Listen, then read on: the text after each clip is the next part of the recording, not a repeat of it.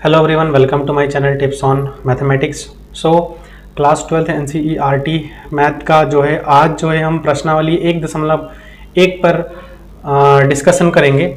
अच्छा, इसमें जो है प्रीवियस में हमने प्रश्नावली 1.1 का जितने भी एग्जाम्पल है वो हमने पढ़ लिया है, और साथ ही साथ हमने जो इंट्रोडक्शन पार्ट था चैप्टर नंबर 1 का, उसमें हमने जाना था कि संबंध कितने प्रकार के होते हैं और कैसे जो है हम किसी भी संबंध को तुल्यता संबंध कह सकते हैं। ठीक है ना। तो इसके लिए आपको सबसे पहले तो एक इंट्रोडक्शन पार्ट देखना है, पहला पार्ट 1। ठीक है। और आपको पार्ट 2 का जो वीडियो है ये दो आपको जो है पहले क्लियर करना पड़ेगा, तब जाकर के आप जब प्रश्नावली 1.1 करेंगे तो आपको समझ में आएगा। और अगर आप लोगों को पहले से पार्ट 1 और पार्ट 2 क्लियर है, बेसिक कॉन्सेप्ट क्लियर है, तो आप लोग ये वीडियो बेझिझक देखिए, आप लोगों को पूरा समझ में आ जाएगा। ठीक है ना। तो चलिए सबसे पहले 1.1 का पहला क्वेश्चन पर हम डिस्कशन करते हैं। इसमें क्या बता रखा है, निर्धारित कीजिए कि क्या निम्नलिखित संबंधों में से प्रत्येक स्वतुल्य सममित तथा संक्रामक है। ये हमें बताना है। ठीक है ना, कि जितना भी इसमें संबंध दिया हुआ है, इन संबंधों में क्या हर एक जो है स्वतुल्य सममित या फिर संक्रामक है या नहीं है। अगर है तो ठीक है, नहीं है तो कोई बात नहीं है। अगर है तो हमें बोलना है हाँ स्वतुल्य है, संक्रामक है। अगर नहीं है तो हमें नहीं बोल करके मना कर देना है। ठीक है। और कल के लेक्चर में मैंने बताया था कि अगर कोई चीज है तो उसको हमें कैसे बताना है, अगर मना करना है तो हमें विद एग्जाम्पल से उसको समझाना होता है। ठीक है। तो चलिए स्टार्ट करते हैं, पहला क्वेश्चन देखते हैं। ठीक, तो पहला क्वेश्चन में देखो बता रखा है इसमें कि समुच्चय ए में 1, 2, 3 और ऐसे ही 13, 14 तक दिया है। में संबंध R इस प्रकार परिभाषित है कि जो R है, देखिए मैंने क्या बताया था कि कोई भी जो है संबंध को बताने के लिए सबसे पहले तो आपके पास दो चीजें रिक्वायरमेंट होती है, और वो पहला हमारे पास क्या है, वो है समुच्चय। तो समुच्चय इसमें हमारा दिया हुआ है। समुच्चय क्या दिया है, 1, 2, 3 और ऐसे ही 13 और 14 तक। दूसरी चीज हमारे पास एक रिलेशन गिवन होना चाहिए जो कि दिया हुआ है। ठीक है, वो क्या दिया हुआ है, x, y किस रूप में दिया हुआ है कि 3x - y = 0। तो सबसे पहले तो हमें ध्यान रखना है कि A में क्या क्या अवयव है, जो समुच्चय है उस समुच्चय में क्या क्या अवयव है। ठीक है ना। समुच्चय के अवयवों को सबसे पहला पहचानने की बहुत जरूरत है। अगर आपने समुच्चय के अवयवों को पहचान गए तो उसमें आपको कोई दिक्कत नहीं होगा। फिर आपको रिलेशन पहचानना है। अब देखिए यहां पर मैं इस रिलेशन को लिख सकता हूं कैसे। इस रिलेशन को मैं अगर x का मान पहले 1 रखता हूं, देखो x का मान अगर मैं 1 रखता हूं तो y का मान क्या हो जाएगा। चलिए यहां से ना हम एक काम करते हैं, सबसे पहले ना रिलेशन को एक थोड़ा सा और स्पेसिफाई करके लिख लेते हैं। ठीक है, तो देखते हैं कि कैसे हम इसको जो है कर सकते हैं। थोड़ा सा स्पेसिफाई करके हम जो है इसको लिख लेते हैं। रिलेशन को हम इस बेसिस में लिख सकते हैं कि देखो इसको r बराबर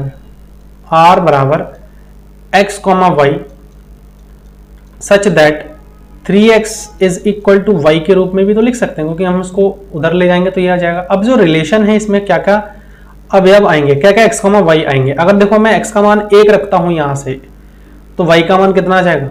x का मान अगर 1 रखता हूं तो y का मान हमारा 3 आ जाएगा। ऑब्वियसली बात है, यहां से आप रख करके देख सकते हैं। दूसरा, अगर x का मान मैं 2 रखता हूं तो y का मान आ जाएगा 6। ऐसे ही मैं x का मान अगर 3 रखता हूं तो y का मान आ जाएगा 9। ऐसे ही मैं अगर x का मान 4 रखता हूं तो y का मान 12 आ जाएगा। ठीक, ऐसे ही मैं अगर x का मान 5 रखता हूं, x का मान अगर मैं 5 रखता हूं तो y का मान कितना आ जाएगा, y का मान आ जाएगा 15। ठीक है ना। अब यहां पर वैल्यू रख करके देख सकते हो, लेकिन यहां पर एक चीज है, देखो 15 तो इसमें इस सेट में दिया नहीं है, लेकिन जो भी यहां x और y होना चाहिए वो कहां से होना चाहिए, इस a वाले सेट में से होना चाहिए। तो अगर नहीं दिया है तो हम ये कह सकते हैं कि अगर नहीं दिया है तो ये चीज इसमें नहीं आएगा, 5,15 नहीं आ सकता है। तो यहां पर जो अवयव हमारे होंगे वो कितने होंगे, वो सिर्फ 4,12 तक ही होगा। ठीक है, ये चीज हमें ध्यान रखना है। तो सबसे पहले तो हमें अब इसको संबंध बताने के लिए हमें सबसे पहला तो इसमें हमें ये बताना होगा कि ये जो है वो समतुल्य है या नहीं है। पहला हमारा क्या होता है, समतुल्य। समतुल्य, समतुल्य के लिए हम क्या बताते हैं कि खुद का खुद के साथ रिलेशन होना। देखिए अगर a कॉमा a क्या R के अंदर है, नहीं है, ठीक है ना, तो वो समतुल्य होगा। अगर है तो होगा, अगर नहीं है, सिंस कोई भी a कॉमा a जो है, चूंकि a कॉमा a हमारे R के अंदर नहीं है ना, तो इसीलिए हम कह सकते हैं, इसीलिए हम यहां कह सकते हैं कि R समतुल्य नहीं है, ठीक है, R समतुल्य नहीं है। अब देख सकते हो अगर ऐसा होता तो देखिए 1,1, 2,2, 3,3 ऐसे 14,14 तक इस हमारे इस सेट के अंदर होना चाहिए था, ठीक है ना, ये 6 है ना। अच्छा, समतुल्य के बाद दूसरा आता है हमारा सममित। सममित, तो सममित में क्या बताते हैं कि अगर देखो यदि a कॉमा b R में है तथा b कॉमा a ये भी R में है, तो फिर तो समतुल्य होगा, ठीक है ना, फिर तो समतुल्य होगा। तो देखिए अगर 1,3 है, 3,1 इसमें नहीं है, कहीं पर आप नहीं देख पाएंगे, ठीक है ना, तो ये मना करना है। जस्ट मना करने के लिए हमें क्या बताना है, यहाँ कुछ हम एग्जाम्पल लेकर के देख सकते हैं, है ना। यहाँ हम कुछ example, since 1,3 belongs to R but, लेकिन यहां पर जो है 3,1 R के अंदर नहीं है, तो हम ये कह सकते हैं कि R, अतः R सममित नहीं है, ठीक है, R हमारा सममित नहीं है। दूसरा, इसमें सममित के बाद आता है हमारा संक्रामक। संक्रामक, संक्रामक, संक्रामक बताने के लिए हमें क्या करना पड़ता है कि यदि a कॉमा b हमारा R में हो और b कॉमा c ये भी हमारा R में हो, तो हमारे पास a कॉमा c ये भी R में होना चाहिए, ठीक है ना। यही कहा है कि ये भी R में होना चाहिए। तो चलो कोई एक एग्जांपल लेकर के देख लेते हैं, कोई एग्जांपल लेकर के देख लेते हैं। देखो अगर चूंकि यहाँ पर हम लिख सकते हैं, चूंकि 1,3 R के अंदर है, साथ ही साथ 3,9 तथा 3,9 ये भी R में है, लेकिन यहाँ पर हम 1,3 को 1,9 को सॉरी है ना 1,c होना चाहिए, तो 1,9 ये R में हमारा नहीं है, इसीलिए हम ये कह सकते हैं अतः R जो है हमारा संक्रामक नहीं है, ठीक है ना। तो हम इसमें ना तो समतुल्य है और ना ही सममित है और ना ही संक्रामक है, ठीक है ना। तो ये चीज हम बता सकते हैं, ठीक है, ना तो समतुल्य है, ना सममित है और ना ही संक्रामक है। अतः यहाँ पर हम लास्ट में एक छोटा सा लाइन लिखेंगे और वो लाइन कुछ ऐसा होगा, अतः R ना तो समतुल्य है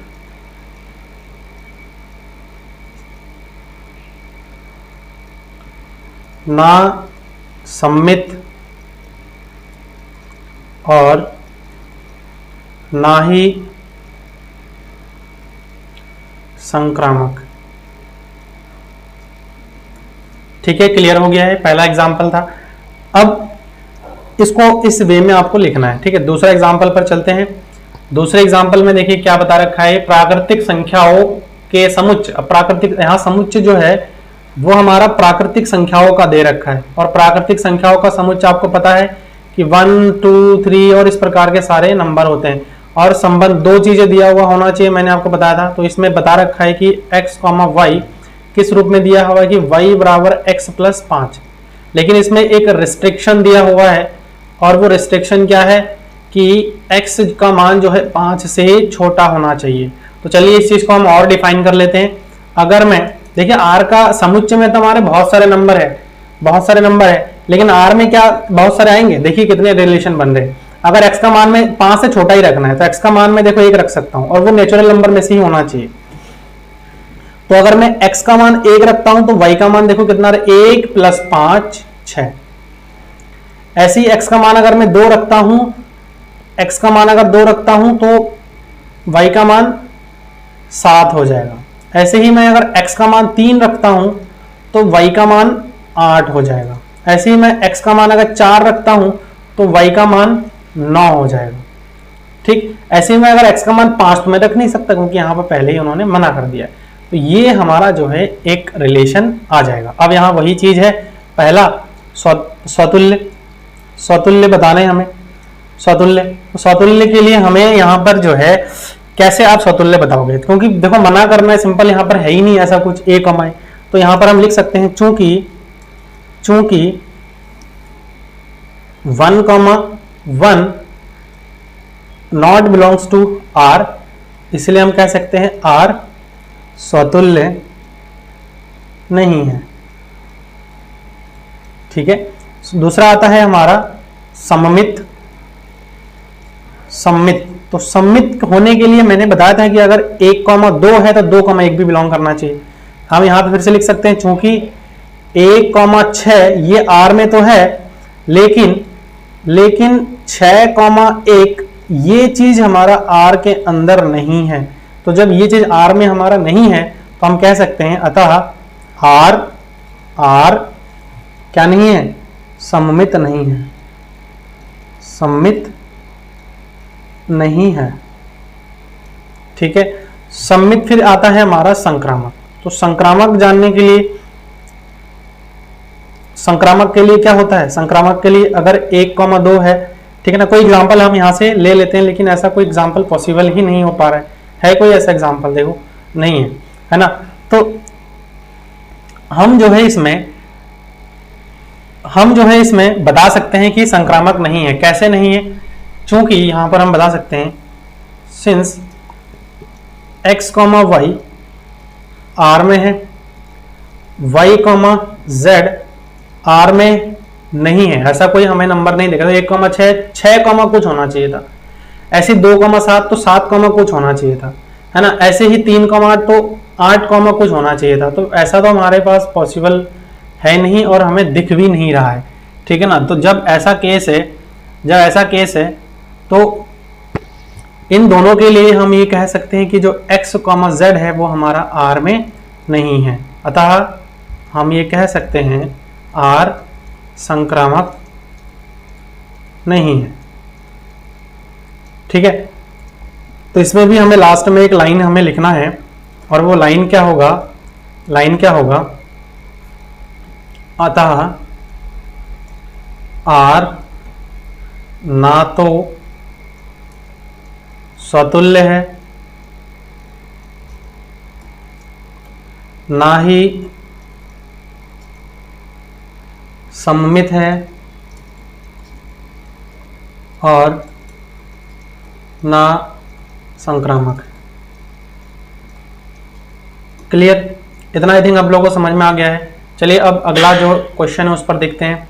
और इस क्वेश्चन में क्या बता रखा है कि समुच्चय a, इसमें भी दे रखा है आपका समुच्चय a, और r इसमें भी दे रखा है, कह रहा है y जो है x से भाज्य है। ठीक है ना। तो a का मान इसमें हमारा दे रखा है, और वो क्या है? 1, 2, 3, 4, 5, 6, और r भी इसमें हमारा दे रखा है, वो क्या है? x, y such that y क्या है? भाज्य है, y भाज्य है किससे? x से। ठीक है ना। हम अगर x से भाग दे देंगे तो पूरा वो भाग चला जाएगा। तो देखिए पहला जो इसमें हमारे पास आता है वो है स्वतुल्य। तो स्वतुल्य के लिए आपको पता है कि जितने भी a है वो हमारे r में होना चाहिए। तो अगर a की मैं बात करूं, तो a की अगर मैं बात करूं तो इसमें, ठीक है ना, चूंकि प्रत्येक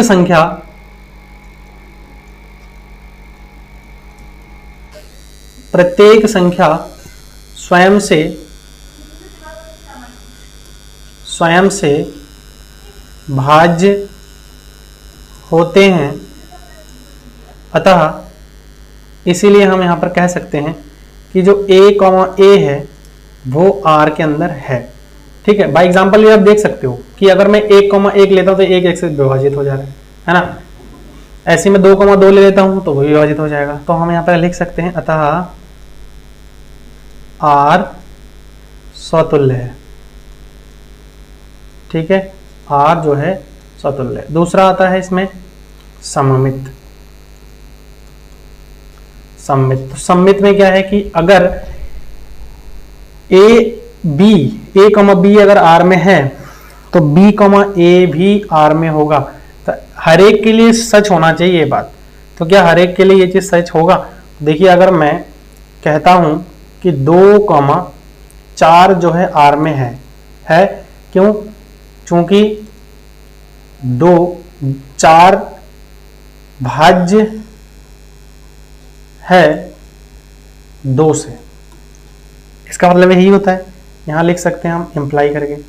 तो 4, 2 क्या R में होगा? नहीं होगा। क्यों? 4 देखो 2 भाज्य नहीं है 4 से, 2 4 से भाज्य नहीं है। ठीक है ना, 2 को हम 4 से विभाजित नहीं कर सकते हैं। तो इसीलिए हम यहां पर कह सकते हैं अतः R सममित नहीं है। उसके बाद तीसरा आता है संक्रामक। तो संक्रामक के लिए क्या था कि अगर A, B R में है, B और C R में है ना, तो A और C वो भी हमारे R में हो जाने चाहिए। ठीक है ना, R में हो जाने चाहिए। तो देखो इसमें क्या होना है कि देखो अगर A, B अगर R में है और B, C अगर R में है तो A, C ये भी हमारा R में होगा। ये जेन्युइन है, ये बाई प्रूवन है। ठीक है ना, इसका हम बाई एग्जांपल में देख सकते हैं। जैसे मैं अगर लिखता हूं कि 2, 4 R के अंदर है, 2, 4 R के अंदर है, मतलब 4 2 से विभाज्य है। और मैं कह रहा हूं कि 4, 8 ये भी R में है, तो मैं 2, 8 को भी तो कह सकता हूं कि ये भी R में है। क्यों? क्योंकि 8 जो है 2 से विभाज्य है ना, भाज्य है। तो ये एग्जाम्पल भी हो गया इसका। ठीक है, ये एग्जाम्पल भी हो गया। तो अब देखिए यहां पर हमें क्या लिखना है, वही कुछ एक लैंग्वेज लिखना होता है, तो हम यहाँ पर लिख देते हैं। ठीक है, अतः R स्वतुल्य है।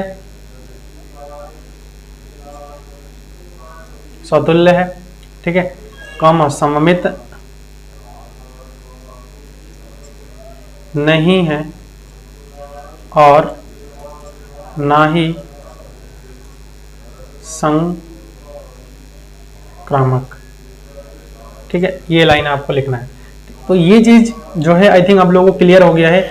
और देखिए अगर आपको समझ में नहीं आ रहा है, कहीं पर भी अगर आपको थोड़ा बहुत दिक्कत आ रही है, तो उसके लिए आपको क्या करना है कि आपको पहला जो इंट्रोडक्शन पार्ट था और दूसरा जो पार्ट था उस वीडियो को देखना पड़ेगा, प्रीवियस का वीडियो, तभी जाकर के आप लोगों को समझ में आएगा। ठीक है, चलिए अगले क्वेश्चन में चलते हैं और इसमें हम देखते हैं कि क्या कहा है क्वेश्चन में। ठीक है ना, तो देखिए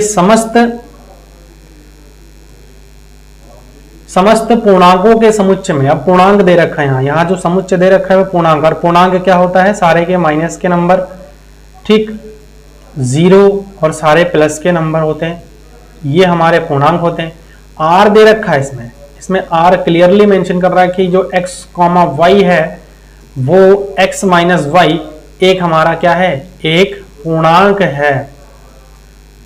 है, ये बोल रखा है। तो बहुत बढ़िया बात बोल रखा है कि हम कोई भी 2 नंबर लेंगे और उनको घटाएंगे तो वो भी एक पूर्णांक आना चाहिए। यही चीज है कि घटाने पर जो भी नंबर आए वो हमारा क्या होना चाहिए, एक पूर्णांक होना चाहिए। तो चलिए हम एक एक करके वेरीफाई करते हैं। तो सबसे पहले हमारा क्या होता है, स्वतुल्य होता है। स्वतुल्य, तो स्वतुल्य के लिए क्या कंडीशन था, देखिए जितने भी a, a है वो आर में होना ही होना है, 101% है। ऐसा क्यों? क्योंकि अगर मैं a माइनस ए करूं तो हमें क्या मिलेगा? 0 मिलेगा, और 0 हमारा क्या है? 0 जो कि बिलोंग कर रहा है किस में? पूर्णांक में बिलोंग कर रहा है, z में। 0 हमारा पूर्णांक ही तो है। 0 क्या है? क्योंकि यहां हम लिख सकते हैं, यहां हम लिख देते हैं कि 0 एक पूर्णांक है, ठीक है ना। तो ये जितने भी हमारे a, ए है वो r में हो जाएगा। तो अतः हम यहां कह सकते हैं r स्वतुल्य है, ठीक है। दूसरा सममित।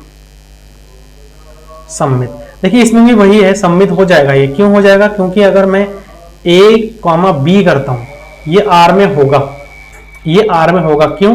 क्योंकि अगर मैं a माइनस बी करता हूं, तो a माइनस बी अगर मैं करता हूं तो ये एक पूर्णांक ही देगा, चाहे वो कोई भी नंबर हो। ये क्या दे देगा? एक पूर्णांक ही देगा। साथ ही साथ तथा अगर मैं b माइनस ए करता हूं और ये भी हमारा r में हो जाएगा। क्यों? क्योंकि b माइनस ए भी अगर करूंगा तो ये भी हमारे पास क्या आएगा? एक पूर्णांक आएगा। तो हमें कह सकते हैं अतः r सममित है। r क्या है? सममित है, ठीक है। अच्छा, उसके बाद आता है हमारे पास स्वतुल्य, सममित, फिर संक्रामक। तो संक्रामक के लिए देखिए वही है कि अगर a, b हमारे पास r में आ रहा है तो इसका मतलब क्या है? a माइनस बी एक पूर्णांक होगा। पूर्णांक के लिए ये चीज बहुत सरल हो जाता है, लेकिन यहां पूर्णांक की जगह पर अगर कोई मान लीजिए प्राकृतिक संख्या दिया होता या फिर है ना, तो धनात्मक पूर्णांक दिया होता, पूर्ण संख्या दिया होता, तो ये चीज पॉसिबल नहीं होता शायद। कुछ चीजें इसमें मना कर देते, ठीक। तो ये भी एक पूर्णांक है। b, c की अगर मैं बात करूं, अगर माइनस कर दो, क्योंकि पूर्णांक में सारे के सारे नंबर आ जाते हैं। आप पूर्णांक में से कोई भी दो पूर्णांक ले लीजिए और उनको आप माइनस करिए या फिर उनको आप प्लस करिए, वो दोबारा से आपको एक पूर्णांक ही मिलेगा। समझ में आ रहा है? तो यहां पर भी वही खेल है बस। तो यहां हम ये कह सकते हैं कि जो b माइनस सी है वो भी एक पूर्णांक हो जाएगा। अगर a पूर्णांक है, c पूर्णांक है, अगर a पूर्णांक है, c पूर्णांक है, तो a माइनस सी ये भी हमारे पास क्या हो जाएगा? सॉरी, यहां पर थोड़ा सा हमें चेंज करना है। a, c ये भी हमारे पास r में आ जाएगा। इसका मतलब क्या है कि a माइनस सी ये भी हमारे पास क्या हो जाएगा? एक पूर्णांक हो जाएगा, ठीक है ना। तो हम यहां पर अतः कह सकते हैं r संक्रामक है, ठीक है ना। r हमारा क्या हो जाएगा? संक्रामक है। तो स्वतुल्य, देखिए स्वतुल्य की अगर मैं बात करूं तो देखिए स्वतुल्य भी हो गया है, ठीक है ना। देखो स्वतुल्य है, उसके बाद सम्मित भी हो गया है और संक्रामक भी हो गया है, ठीक है ना। तो इस क्वेश्चन को आप जो है प्राकृतिक संख्या यहां पर जो है ना समुच्चय z में, यहां पर पूर्णांकों के जगह पर आप क्या लेना? प्राकृत संख्या लेना। प्राकृतिक संख्या लेकर के सॉल्व करने की कोशिश करना, ठीक है ना। तो हम यहां पर लास्ट में लिख सकते हैं अतः r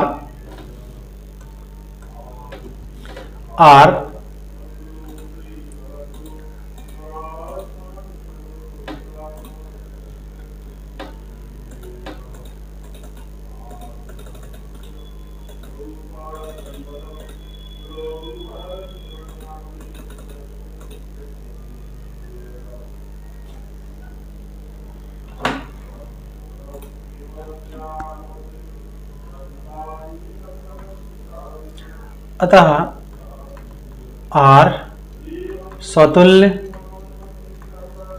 सम्मित तथा संक्रामक है, ठीक है ना। ये क्वेश्चन भी आई थिंक आप लोगों को क्लियर हो गया। चलिए अगला क्वेश्चन देखते हैं। अब इसमें ना हम ओरली हम जो है बात करेंगे, ओरली हम यहाँ पर बात करेंगे, ठीक है। हम इसको सॉल्व करने की कोशिश नहीं करेंगे। चलिए, किसी विशेष समय पर किसी नगर के निवासियों के समुच्चय में निम्नलिखित संबंध r, ये बताना है। तो पहला वाला देखते हैं कि r जो है x, y, x तथा y एक ही स्थान पर कार्य करते हैं। देखो पहला वाला हमारा क्या हो जाएगा x, y। अगर मैं a, की बात करूं सतुल्य, तो ये होगा ना a और a, वो तो एक ही स्थान पर काम कर रहा है, एक ही स्थान पर काम कर रहा है ना a, a। तो हम ये कह सकते हैं कि ये जो है हमारे पास क्या हो जाएगा, ये आप लोग बाय लैंग्वेज इसको आप लोग लिख लीजिएगा, मैं आप लोगों के लिए छोड़ रहा हूँ, बाकी मैं आप लोगों को समझा दे रहा हूँ कि क्या करना है। अगर नहीं आ रहा है तो फिर मुझे कमेंट करके बता देना, मैं आप लोगों को बता दूंगा, ठीक है ना, आप लोगों को मैं जो है बता दूंगा। तो x a, मतलब a और a एक ही स्थान पर कार्य कर सकता है, a जहां पर काम कर रहा है क्योंकि खुद ही जगह एक ही जगह काम करेगा। दूसरा, अगर a, b r में है, मतलब a और b एक ही जगह काम कर रहा है, तो b और a भी तो एक ही जगह काम करेगा। आप समझिए ना इसको। अगर कोई दो इंसान है ना, एक इंसान ये है और दूसरा इंसान ये है, ठीक, तो अगर ये a है और ये b है, ये दोनों एक ही जगह है, एक ही जगह पर ये काम कर रहा है, तो मैं अगर कहूंगा कि a और b एक ही जगह काम करता है, या फिर मैं ऐसे भी तो कह सकता हूं कि b और a वो भी एक ही जगह काम करता है। तीसरे में क्या आ रहा है कि अगर a, b r में है, मतलब a और b एक जगह काम कर रहे हैं। फिर दूसरा हम एक कह सकते हैं कि b और c और एक आ गया है ना, यहां पर एक पर्सन और बना लेता हूं जो कि b और c है, तो ये हमारे पास जो है ये भी c है। तो मैं कह रहा हूं कि b और c ये भी एक ही जगह काम करता है। तो कुल मिला के बात, a और b एक जगह काम कर रहा है, b और c भी एक ही जगह काम कर रहा है, तो a और c भी तो एक ही प्लेस पर काम करेगा। तो ये हमारे पास क्या हो जाएगा, स्वतुल्य भी है, सम्मित है और संक्रामक भी है। बी नंबर, x तथा y एक ही मोहल्ले में रहते हैं। अब देखो पहला वाला क्या हो जाएगा, a, मतलब भैया स्वयं एक ही जगह पर ही रहेगा, वो खुद तो एक ही जगह पर ही रहेगा, वो दो जगह पर तो जा ही नहीं सकता, इसका मतलब स्वतुल्य हो जाएगा, ठीक, स्वतुल्य हो जाएगा। दूसरा, अगर a, b r में है, मतलब a और b एक ही जगह पर रहते हैं, तो हम ये भी तो कह सकते हैं कि भैया b, ये तो वही वाला एग्जांपल हो गया ना, एक ही जगह कार्य करने वाले। ऐसे ही ये तीसरा वाला भी आप लोग कर सकते हो, ठीक। सी नंबर, आप लोग x y से ठीक 7 सेंटीमीटर, ये आप खुद से करना। ये सारे के सारे क्वेश्चन इतना इजी है कि आप जो है खुद से ट्राई भी कर सकते हो, है ना, रिलेट ही करना है। यहाँ ब्लड रिलेशन और बहुत सारी चीजें इसमें बोल रखा है, तो आप लोग ये सारे क्वेश्चन खुद से कर सकते हो। तो आप लोगों के लिए होमवर्क भी हो गया है। और एक क्वेश्चन इसके प्रीवियस मैंने बताया कि वो नेचुरल नंबर लेकर के आप लोग सॉल्व करना, प्राकृतिक संख्या, ठीक, प्राकृतिक संख्या लेकर के आप लोग सॉल्व करना, तो वो भी आप लोगों का हो जाएगा। अगर कहीं पर डाउट आए तो मुझे आप लोग कमेंट करके बता देना। इसका वीडियो की अगर जरूरत है, इस क्वेश्चन को सॉल्व करने की जरूरत है, तो अगले वाले वीडियो में आप लोगों को मैंने सॉल्व करके बता देना है, ठीक है ना, वो मैं बता दूंगा। और आई थिंक आप लोगों को आज का जो लेक्चर है वो पूरा समझ में आ गया है। कहीं पर भी अगर डाउट है तो आप लोग मुझे कमेंट के माध्यम से पूछें, ठीक, कमेंट कर सकते हैं। वीडियो अगर सही लग जाए तो इसको आप लोग लाइक करना, ठीक। चैनल पर अगर नए हैं तो मेक श्योर इसको आप लोग जो है सब्सक्राइब कर लीजिए, साथ में जो है बेल आइकन को भी प्रेस कर देना, ठीक। और वीडियो सही लगे, आप लोगों को अच्छा लगे, समझ में आए, तो आप लोग एक काम और कर देना, इसको अपने फ्रेंड्स लोगों के साथ भी शेयर कर देना, ठीक है ना। तो इससे क्या होगा, दूसरे बच्चों को भी हेल्प हो जाएगी। और साथ ही साथ एक इम्पॉर्टेंट इन्फॉर्मेशन है, आप लोगों को जो है मेरे चैनल में आने वाले जो टाइम है, उस आने वाले टाइम में आप लोगों को नीट की तैयारियां मैं करवाऊंगा, ठीक। नीट हो गया, उसके बाद जो है जेई मेंस, है ना, मेंस एडवांस, ये आप लोगों को जो है तैयारियां मेरे इसमें मैं करवाऊंगा। और पूरा फ्री में आप लोगों को लेक्चर्स में प्रोवाइड करूंगा, पूरे सिलेबस अपलोड करूंगा, ठीक। और टारगेट हमारा रहेगा कि हर एक बच्चा जो है इसमें सिलेक्शन ले ले। So thanks for watching this video.